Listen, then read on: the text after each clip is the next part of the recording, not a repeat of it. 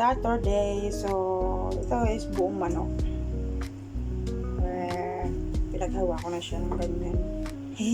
Ayoko siya ng ganyan maliban paghawa. Basta yan na yan. Tapos, ito yung sauce. Soy sauce, dark soy sauce, oyster sauce, at saka yung honey. Yan. Yan lang yung season niya. Mamarinate ko siya dito. Mamarinate ko. Yung hapunan namin.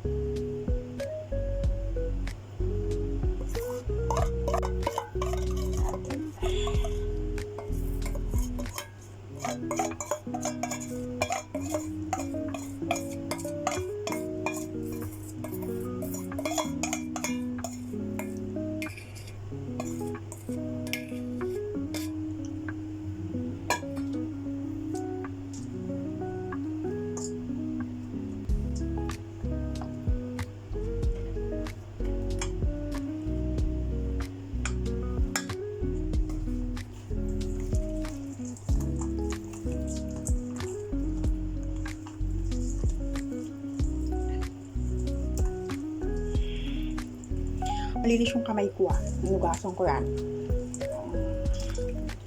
Pero ko yun. So, mamarinate natin siya. Try lang natin siya mamaya. Ito yung hapunan namin. Tapos, salmon. Lalo yung salmon. Ayan, ako naman siguro siya sa oven.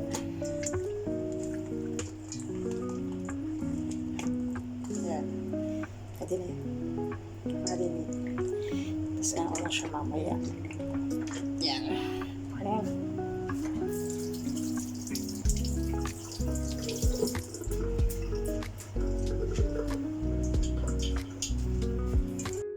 Today naman, ito naman siya is lettuce. So, gigisahin ko lang yan siya sa bawang.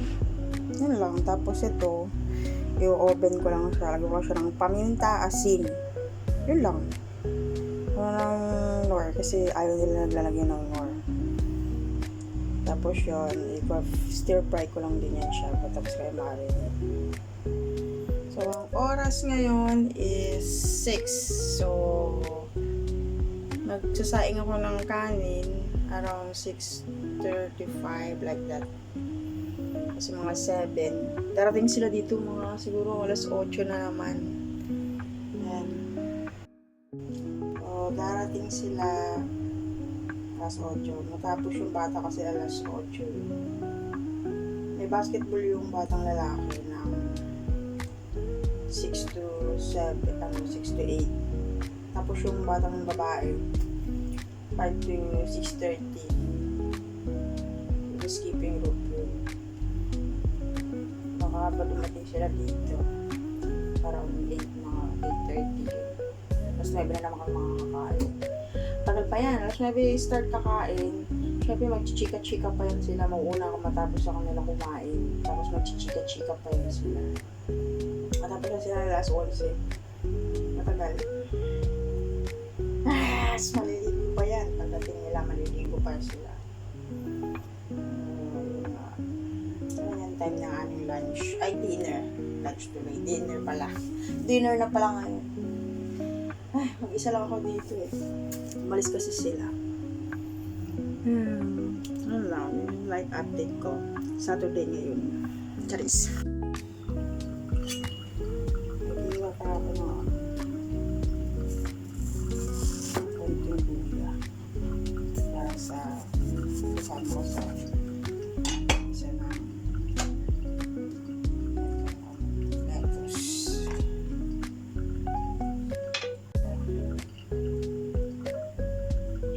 kasimple yung ano namin yung kasimple luluto yung ulam. Hindi lahat may mga amo na gusto ano ba to yung gusto yung iba-ibang putahe yung luluto pero yung ako hindi ano lang yung ano nila yung gusto nilang ulamin yung ipapaluto hindi ako nag-decide sila nag-decide ng ng ulam kasi muna sa lahat bago pumasok sa kanila talagang inano ko talaga sa kanila kung maselan ba sila sa pagkain.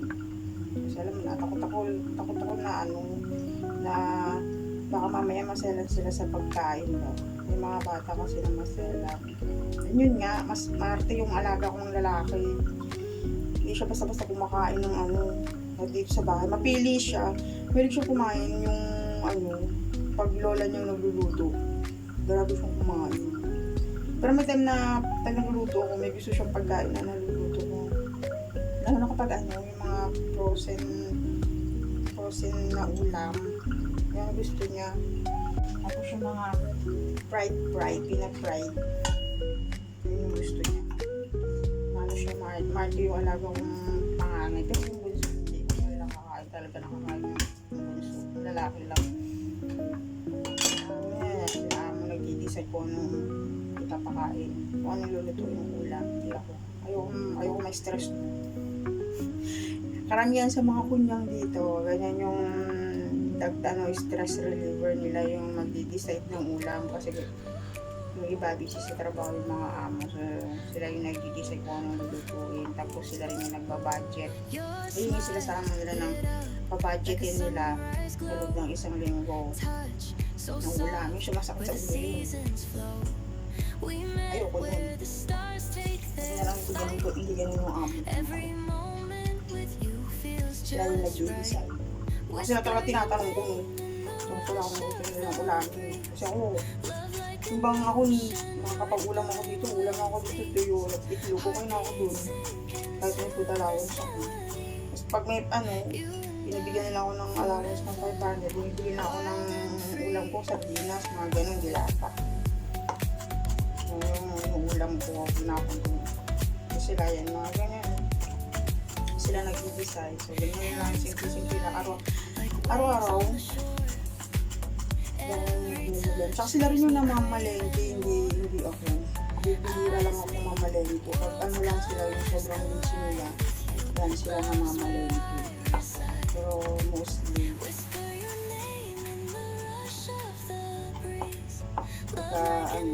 yun nga, sila naman. Ako dito lang ako. Ako rin lang ako dito, hindi ako nakalabas. Kaya lahat ng katulong, malaya. Kapag day off, buhat kasi sabat, linggo po lumalabas ako. Binigyan talaga akong malaya. Sana ngayon, yung babakasyon ng mga bata. Tapos sa September pa yung balik ng eskwela. Kahit na bakit ang dami mga activities sa mga bata. Talagang ang dami activities sa mga anak ko. Swimming, running class, hockey, tapos basketball, skipping group yan yung mga malaki. Pero naka-handle dyan yung amo. Minsan, pagka sobrang busy nila, yan ako mag-aano sa mga bata. Madalang lang yan. Kapag nakakalabas, masente ako nakakalabas. Yun nga lang, nakita rin niya sa ibang mga video ko, yun lang mga place na napupuntahan ko dito. Pagka may mga activities. Nakakatuwa nga ibang mga kunyang dito kasi pag sila yung mga activities, nakakasama sila kung saan di malalayo. Karamihan ng mga activities sa mga laki nila malalayo. Pero yun nga lang, walang traffic naman dito kasi. Maganda naman kasi magbiyahe rin dito. Kasi walang traffic. Diba? Nakaka-ano na kasi sila. Para silang na din. I-enjoy na lang din ang ibang punyang yung paglabas-labas nila kasama yung mga alaga nila. Diba yun ay, kahit sa una kong ako, hindi ko na-experience na ako yung kasama ng mga bata sa malalayong mga activities. Pero sa lahat, ayoko rin talaga magbiyahe-biyahe kasi nga mag-iluhin ako sa biyahe. Lalo na kapag malayo. Hindi na lang ako nasasama sa ganyan. One time nga, may sasakyan na sila mo. May car na to sila mo. Gusto bumiyahe ako sa malayo. Sasakyan nila. Ewan ko. Hindi ko gusto yung amoy ng sasakyan. Nakaka-kilo. Kasi mula nun, hindi na nila ako sinasama. Kasi sabi ko talaga nahihiluin ako sa biyahe, lalo na pag malayo. Tapos yung kulog. Doon pa yung amoy ng sasakyan. Hindi talaga ako sinasama nila. At ayoko na. Gusto ko na ako dito sa bahay. Kasi, ito naman nakakalapas ako pag bibili ako ng pagkain ko. Pag-bibili ng pagkain. Diyan lang naman kasi malapit lang din naman yung market dito. Pag-bili ako ng pagkain. Ayan, maganda ako ng hapunan namin. Kahapon si Amo yung namalengke. Kaya bili ako ng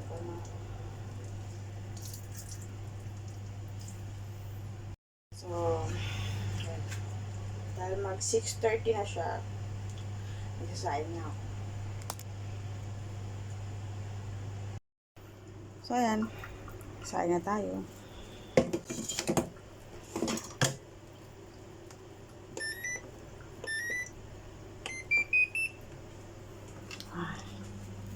Ayan na, 6:30 na siya.